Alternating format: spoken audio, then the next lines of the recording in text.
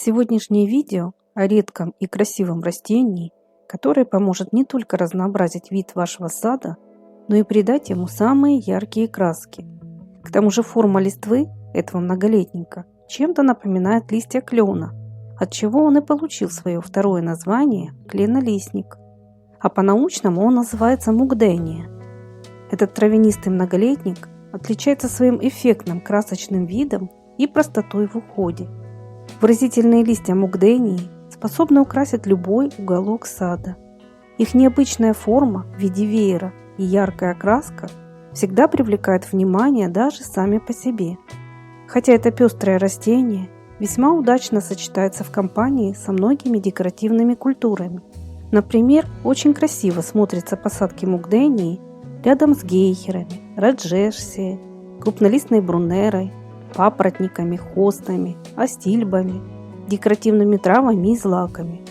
Из кустарников ее пестрые листья красиво гармонируют с желтолистными японскими спиреями, восточным кленом, бересклетами форчуна и другими культурами. Этот живописный почвопокровник со временем разрастается в виде пышного, играющего насыщенными красками покрытия, за что ему дали еще одно название – кленолистный ковер. Друзья, поделитесь, пожалуйста, своим опытом. Возможно, вы уже знакомы с этим растением или похожими яркими и редкими почвопокровниками. Я, как всегда, буду рада вашим советам, лайкам и комментариям. Не забудьте подписаться на наш канал, чтобы всегда быть в курсе выхода новых видео. Мукдения родом из Северного Китая, Кореи и Маньчжурии. Среди видового разнообразия у нее не так много растений, а точнее всего два. Это мукдения росси и мукдения акантифолия. Наиболее красивым считается сорт карасуба.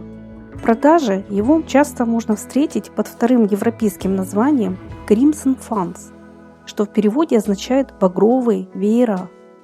Высота взрослых кустиков обычно не превышает 40-70 см.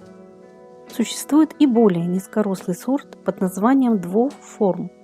Также есть интересный гибрид мукдении и бадана, который от других отличается окраской своих соцветий. Его цветки ярко-малиновые. Самым популярным гибридом считается кленолистник Nova Flame. У него эффектные кожистые листья с глянцевой поверхностью и пестрой окраской. Цветки мелкие звездочки, которые появляются в мае. А вот у сорта Variegata окраска листьев отличается светло-желтыми разводами. Мукдения ценится не только своим привлекательным видом, но и устойчивостью к разным климатическим условиям. Есть немало садоводов, которые выращивают эту редкую декоративную культуру в средней полосе и даже на территории Западной Сибири. Правда, с укрытием на зиму в виде высокого мульчирования или хвойного лапника.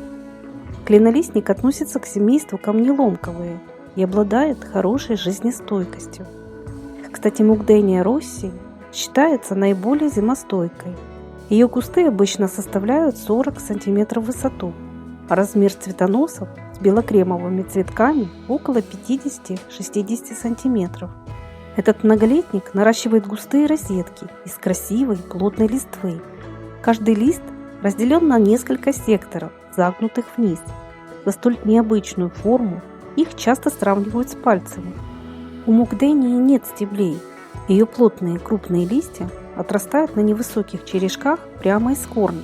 Корневище утолщенное, чешуевидное и расположено неглубоко от поверхности грунта. Поэтому основательно рыхлить почву вокруг этих растений не рекомендуется.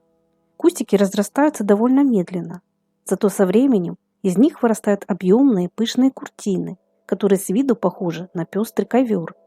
Это необычное на вид декоративное растение обладает редким качеством менять цвет своей листвы на протяжении всего периода вегетации. Весной у них зеленовато-бронзовая палитра, летом они насыщенно зеленой окраски с ярко выраженной малиновой каймой, а ближе к осени приобретают разные оранжево-багряные и даже бордово-фиолетовые краски. На зиму листва увядает, но уже с приходом ранней весны появляются новые молодые листочки. Иногда раньше их из земли пробиваются плотные цветоносы. Обычно цветение у мукдении наступает с апреля и длится по май-начало июня. Соцветия в виде мелких кремовых цветков звездочек. которые красуются на прочных полуметровых цветоносах. По окончанию цветения на них завязываются семенные плоды, небольшие коробочки с семенами. Если вовремя собрать и посеять ранней весной свежие семена, можно вырастить свою рассаду. Подросшие и окрепшие сеянцы высаживают на постоянное место в сад только по окончанию возвратных весенних заморозков. Также учтите, что не рекомендуется высаживать рассаду с наличием цветоносов.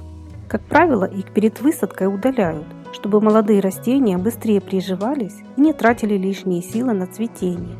Гораздо проще размножить мукдению делением корневища, но тут тоже есть свои ограничения.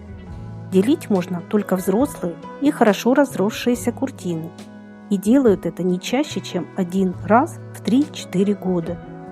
В последнее время клинолистник приобретает невероятную популярность и покоряет своей красотой все больше коллекционеров редких растений, садоводов и ландшафтных дизайнеров.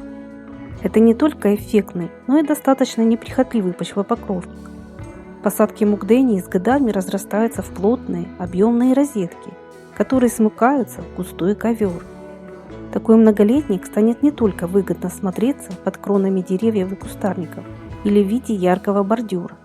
Его густые заросли защитят ваш участок от прорастания сорняков и красиво задекорируют оголенные, пустующие места в вашем саду. Более того, клинолистник очень терпим к затенению. Его можно высаживать в тенистых уголках или на участках в ажурной тени. Хотя для более яркой окраски листвы мукдении все-таки необходимо пару часов в день умеренного солнечного освещения. Из мукдении получаются красивые композиции и пестрые красочные бордюры. Она эффектно смотрится на переднем плане и в компании с другими растениями. Яркие ковры этого почвопокровника всегда выглядят живописно и легко украсят любую территорию. Клинолистник не только красив, его еще и выгодно выращивать, так как особого ухода он не требует, прикрывает почву от сорняков и крайне редко поражается болезнями. Единственное, кто может навредить его молодым листьям, это слизни. Также стоит следить за умеренной влажностью почвы, не допуская пересыхания верхних слоев. Но постоянное переувлажнение тоже способно мукдении навредить, поэтому в посадочную яму лучше добавить слой дренажа. Посадками клинолистника можно красиво украсить садовые дорожки и клумбы.